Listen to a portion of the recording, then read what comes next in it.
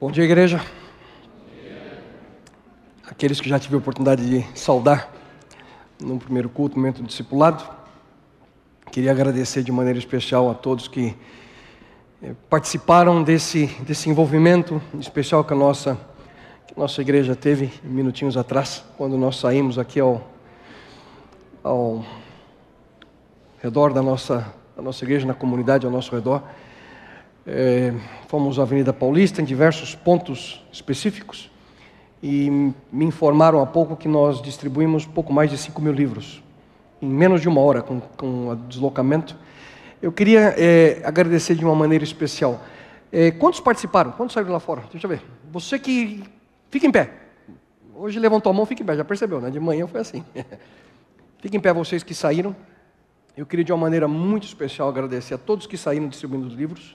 Fiquem em pé, todos que saíram. Eu fiquei feliz porque no meu grupo, nós pegamos aquilo lá de cada da Paulista, começando com a Casa das Rosas, e fomos alguns quarteirões. No retorno, eu voltei um pouquinho antes para poder preparar para o segundo culto. Distribuí ali cerca de 40 livros, fiquei impressionado com a receptividade das pessoas. E no farol, tinham dois rapazes, e com a pilha de livros na mão, falei assim, são adventistas, né? Não conheço, não são membros aqui. Falei, pastor, a gente veio da Bahia, a gente veio visitar hoje, a primeira vez, já estavam lá distribuindo, pegamos eles no laço. Obrigado por vocês também terem participado. Eu queria de uma maneira especial orar por você que tomou a decisão de nos ajudar. Eu sei que muitos assistiram ao primeiro culto e já foram para os seus lares, mas que Deus possa de uma maneira muito especial derramar uma bênção sobre você. Pai eterno, nesse momento queremos de uma maneira especial agradecer, Senhor, pela boa vontade e disposição dessa comunidade. Minutos atrás, Senhor, saímos provavelmente perto de 200 pessoas, com o objetivo, Senhor, de distribuir esses livros. Mais de 5.000 foram distribuídos. E, bom Deus, suplico Tua bênção sobre cada um daqueles que participou. Foram instrumentos usados por Ti para levar a palavra de esperança e de amor a pessoas que não Te conhecem. E que Tu possa, Senhor, derramar sobre cada um deles de uma maneira muito especial Teu amor, Tua graça, e que essa experiência os leve a entender que podem, de diversas formas, ser instrumentos usados por Ti. Obrigado por eles, Pai. E também oro, Senhor, por aqueles que receberam essa literatura. O Silvino mencionou em sua oração, mas mais uma vez, Senhor, suplico aqui, se pelo menos um deles tomar a decisão de aceitar Teu Filho amado Jesus Cristo como Salvador, e se apenas um deles lá no céu estará em virtude dessa iniciativa que hoje tomamos como igreja, que Teu nome seja louvado por isso. Amém. E que lá possamos, quem sabe, ter a surpresa de um tapa no nosso ombro, dizendo, escuta, foi por causa daquele sábado, daquela manhã, através daquele livro, que eu conheci Jesus, é por isso que eu estou aqui. Amém. E que Tua vontade se cumpra na vida de cada um deles, bom Deus. E agora, ao estarmos reunidos para abrir Tua palavra e nela encontrar o alimento à nossa alma, suplico Tua direção, Tua guia, Senhor, e que o Teu Santo Espírito fale ao nosso coração. E isso eu Te suplico em nome e pelo amor do Teu Filho amado Jesus. Amém. Ah, pastor, eu não sabia, não participei, cheguei tarde. Fica tranquilo que no final tem um apelo para você também, tá bom? Daqui a pouquinho, vocês não vão sair daqui, todo mundo hoje vai poder participar. Lucas 15. Queria convidar você a abrir sua Bíblia, Evangelho segundo São Lucas, capítulo 15. Iniciamos há 3 semanas atrás a série intitulada Cristo. Nada melhor do que refletir um pouco mais sobre a história dele, que mudou de maneira completa a nossa história. Não sei quantos de vocês param para pensar nisso, né? Cada vez que você olha para o relógio, você vê uma data. Você pega seu celular, está lá, dia 31 de maio de que ano? Que ano? 2014. Você assina um cheque, você põe lá. Ontem eu dei 2 cheques, põe lá, 30 de maio de 2014. Sabe por que você escreveu isso? Porque ele veio a essa terra e dividiu a história em 2 pedaços. Antes e depois dele mesmo. Cristo. Jesus Cristo. Milhares de livros já foram escritos a respeito de Jesus. Hoje nós vemos que aquele que afirmava ser o Filho de Deus, aquele que dizia ser o único caminho para o Pai, a verdade absoluta, a vida, como nós cantamos há pouco, caminho, verdade e vida. Ele tem e continua hoje transformando vidas em todo esse mundo.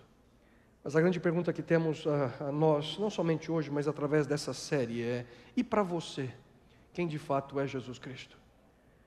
Quem é Jesus a você? Quando falamos sobre a natureza do Evangelho, se eu pergunto, escuta, o que é Jesus para você? Quem sabe alguns vão dizer, é salvação para mim. E você está certo ao dizer isso. Ele é o caminho de salvação a nós. Mas quando nós falamos sobre a natureza do Evangelho, a salvação em Cristo, nós vemos algo bem diferente daquilo que muitos creram no passado e alguns creem hoje em nosso mundo. De que existem forças espirituais, existem deuses que precisam ser acalmados. A ira deles aplacada através de nossos atos, através daquilo que fazemos. Mencionei para vocês semana passada da viagem que fizemos ali pela Ásia, em um país totalmente budista, na qual as pessoas elas vivem fazendo coisas boas com um propósito: alcançar mérito na próxima encarnação. Tentar uma vida melhor na próxima, que nessa aqui não está tão boa. Atos para conquistar algo especial a si. Mas Cristo veio a este mundo mostrar a nós a natureza radical, querido, daquilo que chamamos de ministério da reconciliação. Cristo veio a este mundo construir uma ponte entre nós e Deus o Pai. Cristo veio a este mundo de uma maneira especial, buscar e salvar perdidos. Buscar e salvar pessoas que, como você e eu, necessitam de auxílio. O Filho do Homem veio a essa terra buscar e salvar o perdido. E um dos textos que amo utilizar em mensagens, aqueles que são membros aqui da nossa comunidade sabem que já fiz diversos sermões sobre esse mesmo capítulo. Amo esse capítulo, porque dele nós extraímos tantas lições, tantas abordagens diferentes que podemos fazer. E hoje eu gostaria de explorar de uma maneira diferente, principalmente no teor da mensagem de hoje, dentro dessa série. O título da mensagem é mais que um discurso. Mais que um discurso.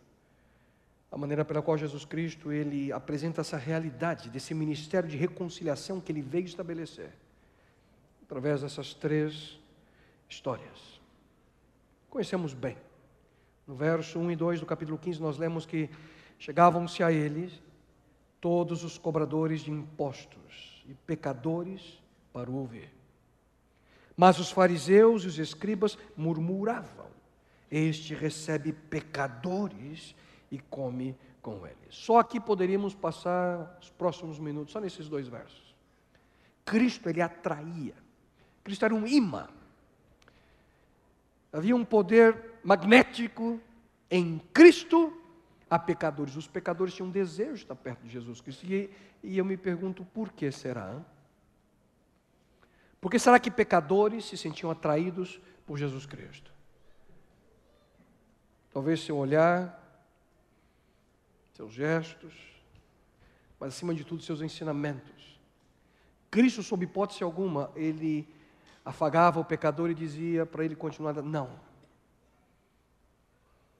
Quantos e quantos foram a Cristo e Cristo dizia: filha, filho, vai e não peques mais. E ali os pecadores vinham a Jesus, cobradores de impostos. Pessoas que eram rejeitadas pela sociedade e pela igreja de seus dias. Por outro lado, lá estavam os escribas e fariseus que criticavam. E aqui o texto diz, essa palavra só é utilizada 2 vezes em todo o Novo Testamento. A palavra aqui, murmurar. Na verdade, o que eles faziam era conversar entre eles, incitando ali revolta. Se esse é de fato quem ele diz ser, o Filho de Deus, como pode ele estar ao lado dessas pessoas?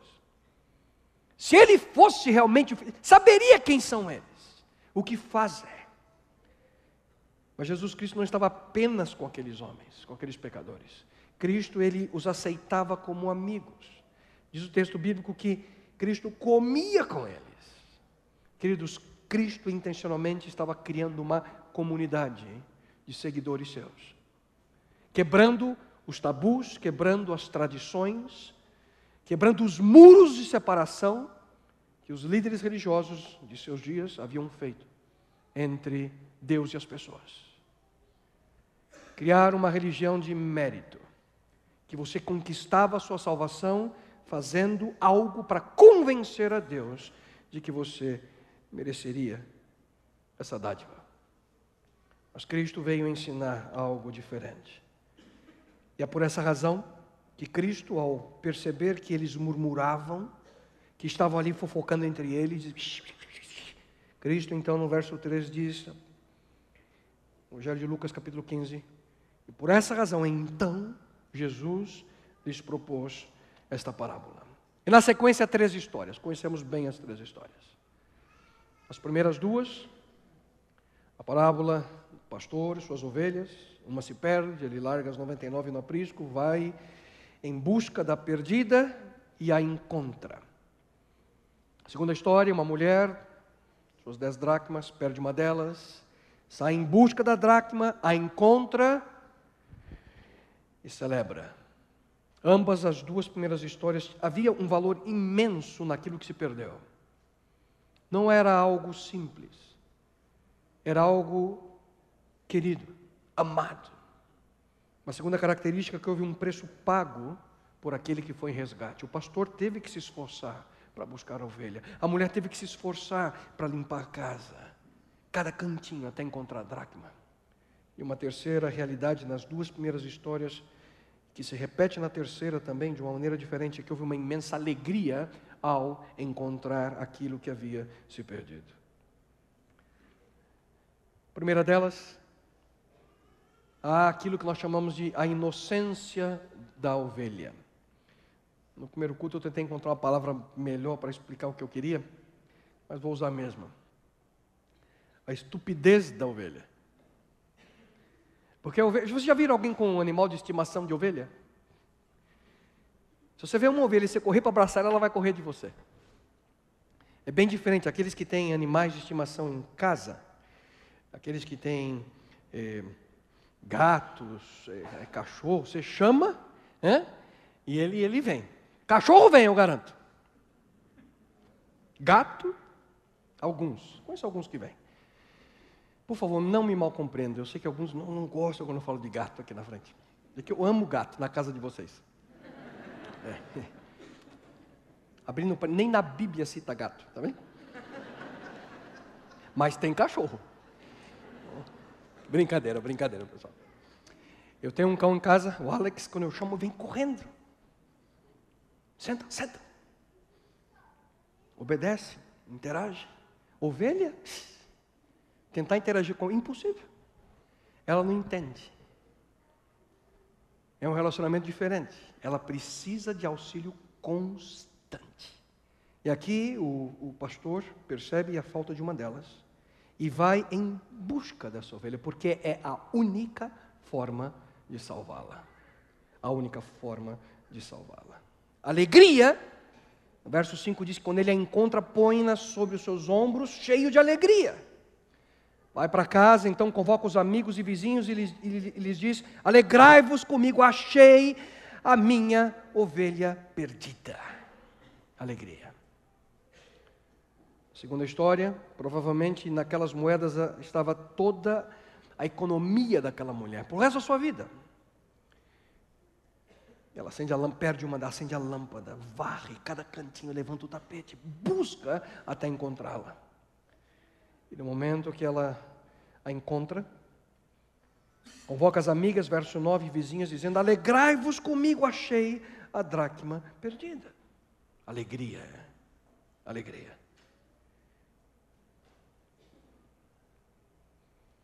Essas 2 primeiras histórias, Cristo ali, não se esqueçam, fariseus, pecadores, os discípulos meio do lado. E Cristo, ele foca a atenção desses homens nessas 2 primeiras histórias em 2 versos, versos 7 e 10. O 7 ele diz, falando sobre a ovelha: digo-vos que do mesmo jeito haverá alegria no céu por um pecador que se arrepende, mais do que por 99 justos que não necessitam de arrependimento. Não sei como que os fariseus não entendiam isso, hein? Quando um deles é melhor que os 99, que não precisa de arrependimento. Quando um pecador se arrepende. Quando um pecador toma a decisão de ter sua vida mudada. Alegria, celebração. Quando ele termina de contar a história da dracma perdida, ele diz: assim vos digo que há alegria diante dos anjos de Deus por um pecador que se arrepende. Alegria, alegria. Alegrai-vos comigo, achei a ovelha perdida. É assim que diz a Bíblia, verso 6. Alegrai-vos, achei a ovelha perdida. Não, ela diz: achei a minha ovelha perdida. É minha. Eu achei. Eu fui atrás. Encontrei. Só que agora Cristo, Ele pisa mais profundamente no acelerador. E faz com que aquele momento se tornasse um momento dramático até, pela terceira história que ele conta. Uma ovelha perdida era uma coisa, uma moeda perdida era outra coisa, um animal, um objeto. Mas agora Cristo começa a próxima história dizendo: certo homem tinha 2 filhos. Agora Cristo falava do relacionamento humano. A parábola que nós conhecemos como a parábola do filho pródigo. Milhares de sermões já realizados. Centenas, se não milhares de livros escritos. A famosa parábola do filho pródigo. Interessante é que esse termo, o filho pródigo, não é um termo que nós encontramos na Bíblia. Conhecemos só a história. 3 personagens, 2 filhos, um pai. 2 filhos que se rebelam de maneira diferente. Um por ser muito mau e o outro por se achar muito bom. Um cansado da vida de caipira, da vida do interior. Queria conhecer o mundo. Cansou de ficar perto do pai. Cansou daquela vida e ele buscava autodescoberta. Ele queria satisfação pessoal, felicidade naquilo que o mundo poderia oferecer, na liberdade que ele tanto sonhava. O outro também, ele foge do seu pai, mas de uma maneira diferente. Com um tipo de... Ele imaginava que ele vivia a conformidade moral, de acordo com as regras que ele mesmo estabelecia. Que ele imaginava que o faziam bom o suficiente para receber a atenção do seu pai. A partir do verso 12 nós vemos o que o mais moço fez. E hoje, de maneira específica, eu gostaria de focar nossa atenção nele. Mas moço deles disse ao pai: pai, dá-me a parte dos bens que me pertence. Dá-me a parte dos bens que me pertence. E como na parábola do bom samaritano, pela atitude do sacerdote e do levita, os líderes espirituais, quando Jesus pergunta quem foi o próximo, apontando para o samaritano, um silêncio total aconteceu a eles e agora de novo. Porque Cristo, de uma maneira muito especial, Ele introduz nessa história, que muito provavelmente é a mais extraordinária história que Cristo contou. Ele introduz alguns elementos que para a mente oriental de seus dias eram absolutamente incompreensíveis. Como um filho poderia pedir a herança a um pai que ainda vivia? Interessante que a palavra que Cristo utiliza aqui para herança implica não apenas receber o dinheiro, mas a responsabilidade familiar. Só que aquele rapaz, ele queria só o dinheiro, só os bens que ele imaginava que lhe pertencia. O que ele queria era fugir do ambiente do pai. O que ele queria era viver sua vida de acordo com a sua própria vontade. Ele queria ver o lado bom da vida que ele imaginava existir. Pai, dá-me a parte dos bens que me pertencem.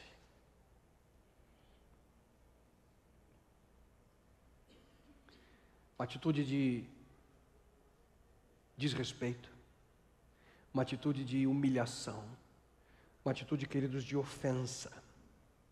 Dizer isto a um pai, nos tempos de Cristo, era mais ou menos dizer o seguinte: Ô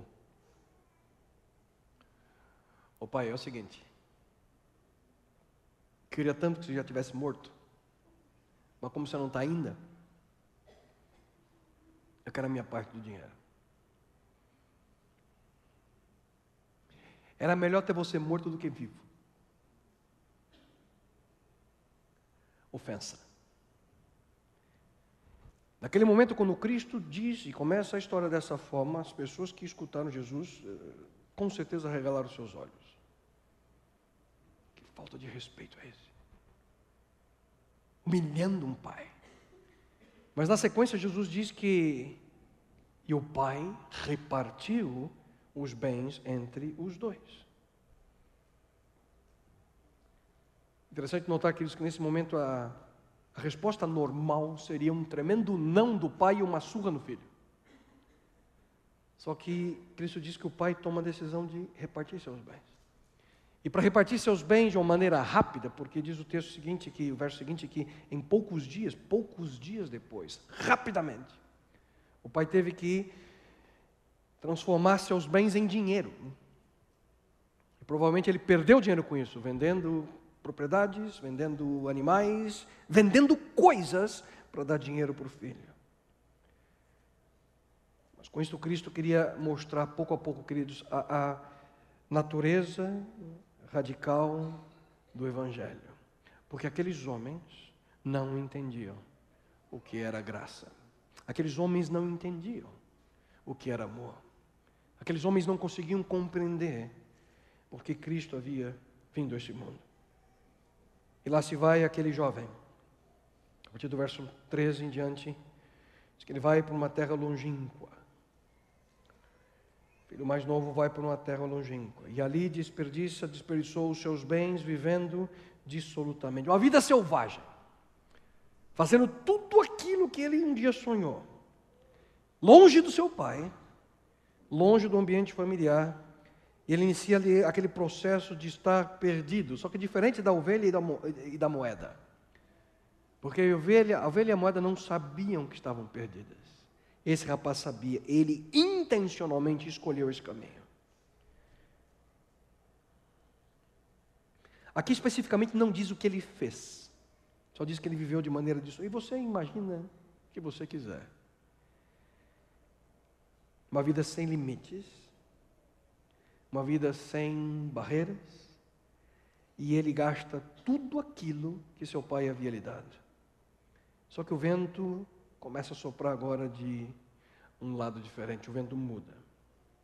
A situação passa por uma total transformação. E aqui, queridos, mais uma lição profunda a nós: dor, sofrimento. Dor é uma tremenda professora na vida de muitos de nós, principalmente na vida de pecado. E para alguns, infelizmente, a única maneira de entender a vontade de Deus é passar por um momento de dor. A dor muitas vezes é um dom que nos acorda para a realidade ou a nossa negação da realidade, de que vivemos de maneira contrária à vontade de Deus. E é na dor que, infelizmente, muitos encontram a Deus. Na realidade, eu vou mudar um pouquinho essa frase. É na dor que, infelizmente, só assim alguns encontram Deus. Tudo muda. E naquele momento, aquele rapaz começa a passar fome. Começou a padecer necessidades, verso 14, tendo gastado tudo, houve naquela terra uma grande fome e começou a padecer necessidades. Foi ele então e chegou a um dos cidadãos daquela terra, o qual o mandou para os seus campos apacentar porcos. Ele foi contratado por um gentil, ele era um judeu. Longe de casa, longe da sua família, fome, E agora fazendo um trabalho detestável, humilhante, trabalhando com porcos. Você não pode nunca se esquecer que Cristo está contando essa história para aqueles fariseus, escribas e os pecadores. Cada um dos aspectos da história foi chocante àquelas pessoas. Um filho que pede herança com o pai em vida, um pai que toma a decisão de dar, alguém que pega todo o dinheiro, vai a uma terra de gentios, perde tudo naquele local e com fome consegue apenas um emprego cuidando de porcos. Cada um daqueles detalhes fazia com que aqueles homens que escutavam a história de Jesus Cristo não compreendessem ao certo o que Cristo queria com aquela história. Aspectos fortes, atitude difícil. Mas naquele momento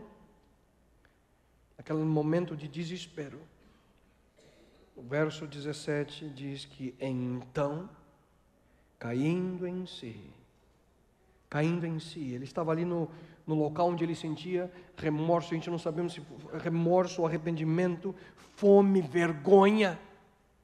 Aí naquele local, naquele momento, ele não sabia como seria a reação se ele voltasse para sua casa. E ele arquiteta, aquele rapaz, um plano. Ele monta uma estratégia na sua mente. Quando ele cai em si, vê sua realidade, quando ele percebe a besteira que havia cometido, a situação deplorável que ele vivia, caindo em si, ele desenha um pequeno discurso na sua mente. Ele pensa: quantos trabalhadores do meu pai têm abundância de pão e eu aqui estou morrendo de fome. Então ele monta um discurso em sua mente. Eu vou me levantar e vou para casa, levantar minha ira e ter com meu pai. E as palavras que ele começou a memorizar foram mais ou menos assim: pai, quando eu ver meu pai, eu vou dizer: pai, eu pequei contra ti e contra o céu.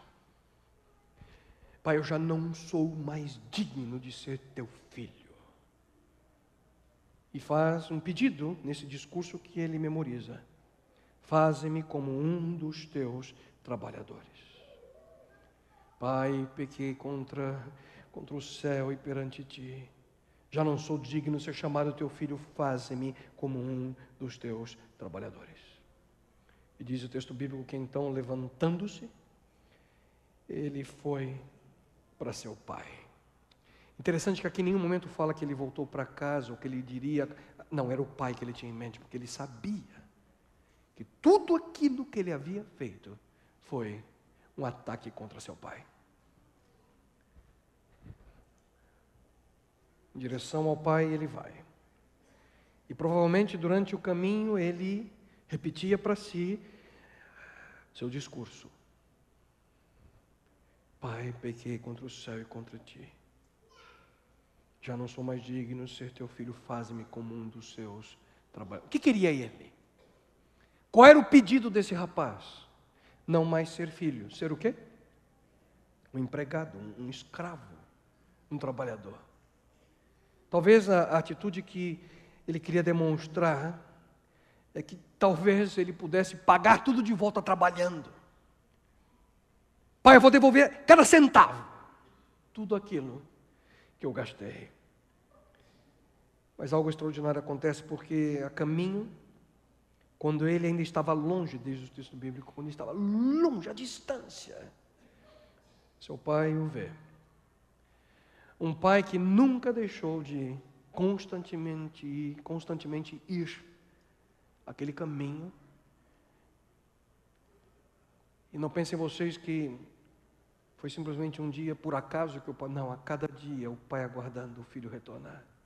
E à distância ele o vê e o reconhece. Interessante quando nós falamos sobre esse aspecto de reconhecer pessoas à distância. Existem diversas formas distintas que nós caminhamos. Nós identificamos as pessoas à distância como caminho. As pessoas que conhecem a minha família, somos 3 irmãos, todos dizem que nós os três caminham igualzinho o pai. E é verdade, viu? Igualzinho. à distância, reconhecemos pelo caminhar. E o pai reconheceu. O pai reconheceu o filho à distância. No verso 20, viu o seu pai e se moveu de íntima compaixão. E aqui nesse momento, Lucas coloca de maneira clara que o pai então faz algo diferente. Aquele pai corre, e correndo lançou-se-lhe ao pescoço. O pai corre. Lucas escolhe aqui um termo técnico, a palavra treco, para descrever exatamente aquilo que o pai fez.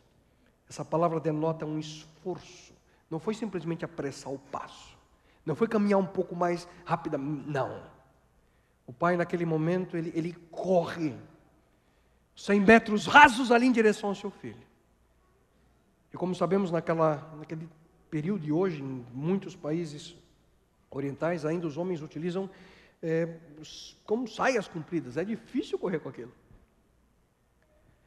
Para correr, muito provavelmente, o pai teve que levantar tudo, segurar do lado e em direção ao filho. E isso, mais uma vez, chama a atenção dos ouvintes de Jesus Cristo, porque naquela cultura, um patriarca, um pai de família, um homem com autoridade, um homem com prestígio, um homem que fosse chefe de uma comunidade como aquele homem, sempre caminhava de maneira devagar, bem elaborada. Um patriarca nunca corria, nunca mostrava suas pernas. Quando Cristo diz que aquele homem correu, certamente chamou uma vez mais a atenção de todos. Ele correu, mas correu por quê? Porque ele queria chegar ao seu filho antes de que qualquer pessoa o visse. Porque muito provavelmente aquele rapaz seria rejeitado pela comunidade, porque ele envergonhou, ele humilhou, ele distratou, ele atacou a seu pai. E o pai precisava chegar nele antes de qualquer outra pessoa. Por isso ele sai correndo na direção do filho. E dos aspectos dessa história, o mais inesperado acontece exatamente quando o pai o encontra. O abraça, o beija. E ele, que vinha com seu discurso bem elaborado, começa a recitá-lo. Pai, pequei contra o céu e contra ti. Já não sou digno mais de ser teu filho. O pai não deixa ele terminar.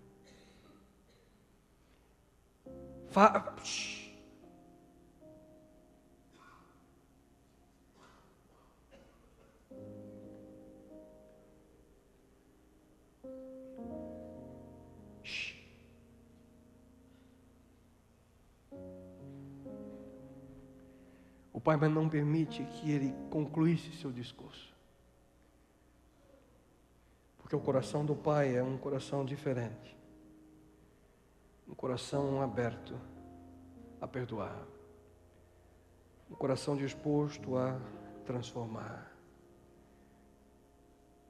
O pai, na realidade, impede que o filho falasse qualquer coisa e diz: trazei depressa a melhor túnica. Aquele pai não queria que ninguém o visse daquela forma, maltrapilho, sujo. Não. Traz a melhor túnica. Põe um anel na sua mão, um anel de filho. Sandálias nos seus pés. Manda que preparasse um banquete. Comamos e alegremos-nos, pois esse meu filho estava morto e reviveu. Tinha se perdido e foi achado. Mais do que um discurso, mais do que simples palavras, um ato de graça, um ato de transformação, demonstração de que, independente da situação que você possa estar hoje, você e eu possamos, quem sabe, sem perceber a situação que vivemos, como aquela ovelha não percebia, ou como aquela moeda não percebia. Mas talvez alguns de nós sabemos exatamente os problemas que vivemos, como aquele rapaz sabia e percebeu. Talvez hoje você possa cair em si como ele caiu e tenha vontade de retornar a esse pai. Tenha uma convicção. Qualquer discurso que você possa preparar ao tentar pagar pelo seu erro, o que você vai ouvir desse Deus é: shh, você é meu filho, você ainda é minha filha.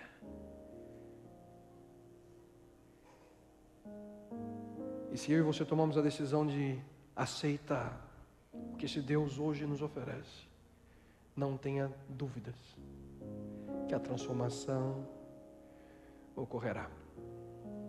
E não de maneira parcial, mas de maneira completa.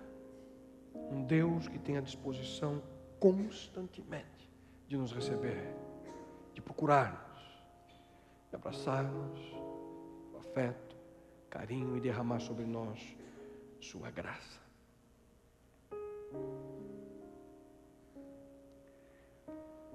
No final do primeiro culto, eu mencionei aqueles que aqui estavam, que hoje nós colocaríamos nosso discurso em prática.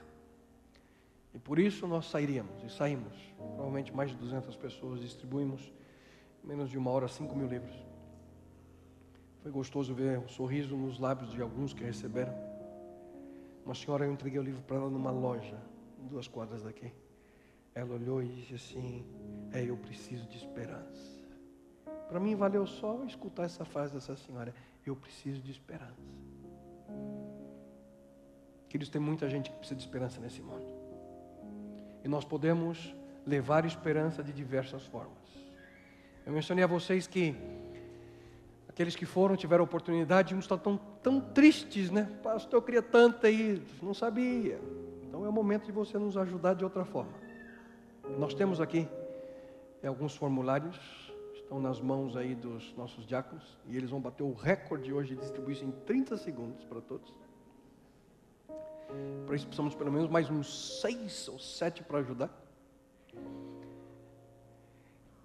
Aqui eu falei sobre o plano dos livros, nós já distribuímos. E o interessante é que semana que vem vai chegar a conta dos livros aqui. Nós compramos por fé e nós gostaríamos muito que, de certa forma, pudéssemos, como igreja, assumir os custos envolvidos. Quem sabe alguns de vocês não sabem, o custo de cada livro é exatamente R$1. Nós recebemos 5.200 livros, temos uma conta de R$5.200 para pagar.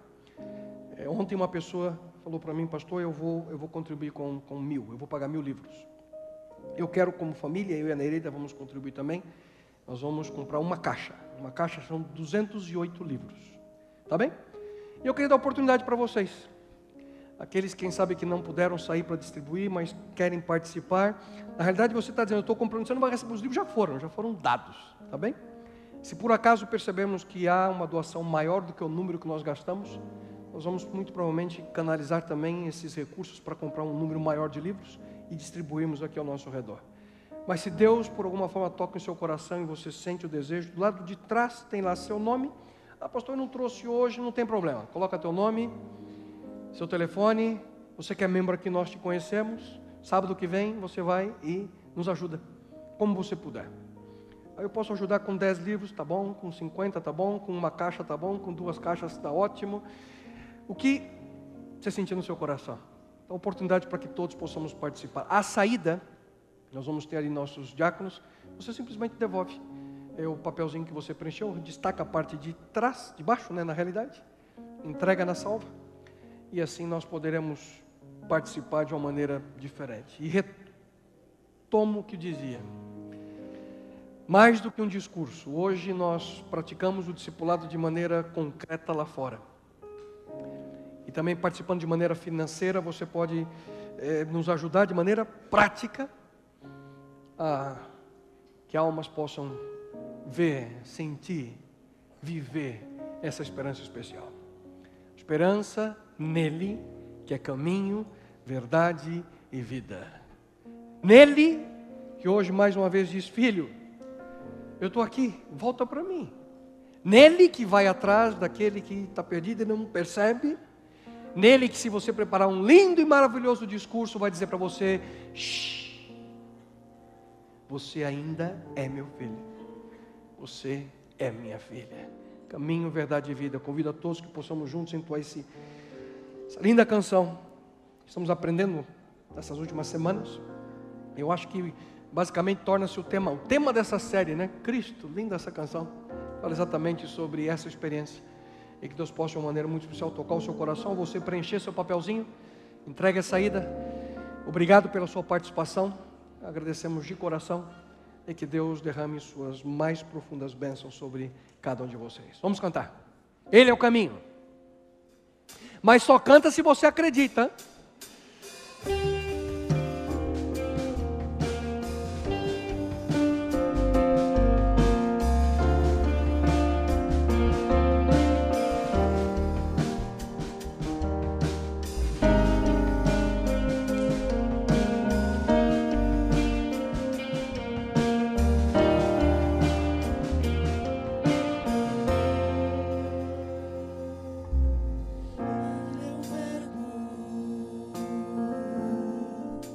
Estava no começo, Ele é Deus, por Sua palavra, todo o universo se fez.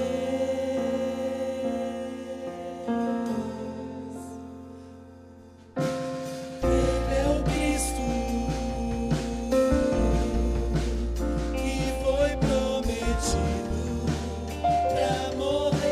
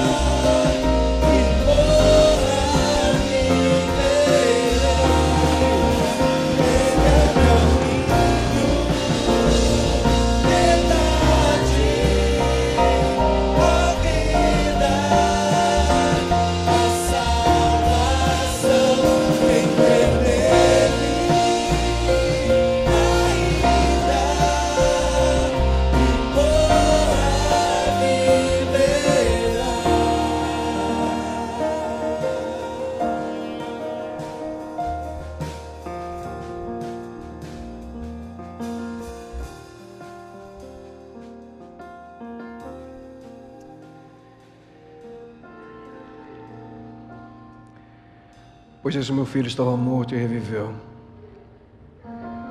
Tinha se perdido e foi achado. Senhor, quantos de nós, por nossas atitudes e decisões que tomamos em nossa vida, muitas vezes sem perceber, vivemos exatamente a mesma experiência. Estamos perdidos. Às vezes não percebemos, não vemos, outras vezes sabemos que estamos assim. Mas te louvamos, Senhor, porque em Teu Filho amado Jesus Cristo encontramos o caminho de volta. Porque em Jesus encontramos a única esperança da nossa vida. A esperança real. A esperança que pode de fato nos transformar através de Sua graça e Seu amor. E Pai querido, suplico Tua bênção sobre cada um de nós. Ao sairmos desse local nessa manhã, aqueles que nesse momento também nos assistem, possamos, Senhor, entender que não há discurso que possamos preparar ou decorar. O que precisamos é uma atitude dentro de nós, de entrega e de aceitação. Bom Deus, abençoa-nos, dirija-nos e possamos viver de maneira concreta em nossa vida Teu sonho. E que esse sonho, bom Deus, possa ser refletido e ampliado a cada um daqueles que estão ao nosso redor. Dirija-nos, Pai. E isso te lhe suplicamos, no nome dEle, Teu Filho amado Jesus. Amém, Senhor. Amém, Pai. Amém, Pai. Amém, Senhor. Que Deus abençoe. Nada de sair sem abraçar quem está do lado. Um bom sábado a todos.